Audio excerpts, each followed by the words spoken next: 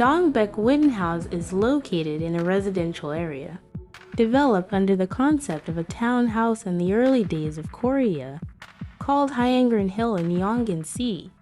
The land is a condition with a somewhat steep view and sun open to the south. Since it is a natural green area, despite the area of large land, the floor area of the house that can meet the needs of the owner is not sufficient. The Dongbaek Wooden House tried to fully utilize the structural and material properties of the heavy timber structure.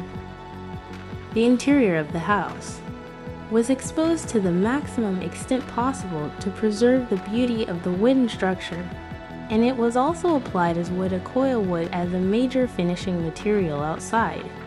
Although some materials are bricks, the exterior walls are also made of exposed concrete to capture pine patterns, so that the physical properties of wood are fully revealed inside and outside the house.